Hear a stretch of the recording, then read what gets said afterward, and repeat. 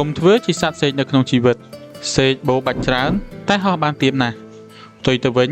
ចូលធ្វើជាសត្វឥន្ទ្រីមានភាពស្ងប់ស្ងាត់និងថឹងតែអាចហោះហើរជ្រែកមេឃបាននេះគឺជាផ្នត់គំនិតមាសទាំង5នៃស្ដេចបាសែនឥន្ទ្រីដែលនឹងអាចផ្លាស់ប្ដូរជីវិតអ្នកបាន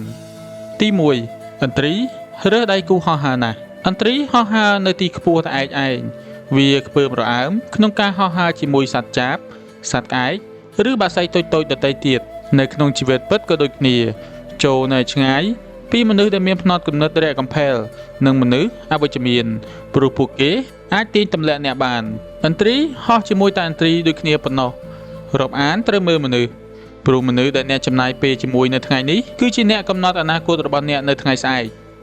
ទី2ឥន្ទ្រីមានភ្នែកមុតនិងការផ្ដោតអារម្មណ៍ខ្លាំងភ្នែកឥន្ទ្រីអាចឃើញចំណីដែលនៅឆ្ងាយរហូតដល់5គីឡូម៉ែត្រនៅពេលដែលវាផ្ដោតលើចំណីហើយទោះមានឧបសគ្គឬមានព្យុះបោកបក់មកលើផ្លូវហោះហើរក៏ដោយក៏វាមិនព្រមដកខ្សែភ្នែកឡើយរហូតតតែក្រញ៉ាំជើងវាចាប់គោលដៅនោះបានចូលមានចក្ខុវិស័យច្បាស់លាស់ក្នុងជីវិតហើយផ្ដោតអារម្មណ៍លើវាឲ្យអស់ពីបេះដូងទោះជួបការលំបាកខ្លាំងយ៉ាងណាក៏មិនត្រូវបោះបង់ពាក់កណ្ដាលទីដែរទី3ឥន្ទ្រីស្វាគមន៍រាល់ព្យុះជីវិតដើម្បីហោះឲ្យកាន់តែខ្ពស់ខណៈពេលដែលបក្សីដទៃទៀតនាំគ្នាភ័យខ្លាចនិងពួនជ្រកក្រោមមែកឈើពេលមានខ្យល់ព្យុះឥន្ទ្រីបែរជាមានភាពរំភើបទៅវិញវាប្រើប្រាស់កម្លាំងខ្យល់ព្យុះដ៏ខ្លាំងក្លានោះធ្វើជាឈ្នាន់រុញច្រានខ្លួនឲ្យហោះឡើងទៅលើខ្ពស់ជាងពពកព្យុះទាំងនោះទៀតមនុស្សជោគជ័យមិនដែលរត់គេចពីបញ្ហានោះទេពួកគេរីករាយនឹងការប្រឈមមុខហើយប្រើប្រាស់វិបត្តិទាំងនោះមកធ្វើជាឱកាសដើម្បីអភិវឌ្ឍខ្លួនឲ្យកាន់តែខ្លាំងពូកែទី4ឥន្ទ្រី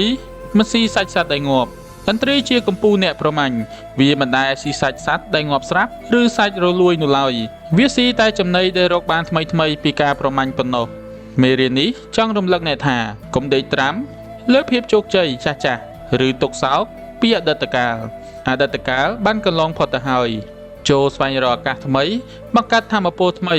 និងបន្តដណ្ដើមជ័យជំនះថ្មីសម្រាប់ថ្ងៃនេះទី5ការបង្រៀនកូនឲ្យហ៊ានចាកចេញពី comfort zone របស់ឥន្ទ្រីដើម្បីឲ្យកូនឆាប់ដឹងក្តីមេឥន្ទ្រីតែងពំរោមសัตว์ឬស្មៅតុនចេញពីសម្បុកបន្សល់ទុកតែមែកឈើក្រៀមប៉ុណ្ណោះដើម្បីបង្ខំឲ្យកូនវាចាកចេញពីភាពស្រណុកស្តុកស្រួលហើយហ៊ានលោតចេញទៅរៀនហោះហើរក្នុងជីវិតពិតក៏ដូចគ្នាគ្មានការរីកចម្រើនណា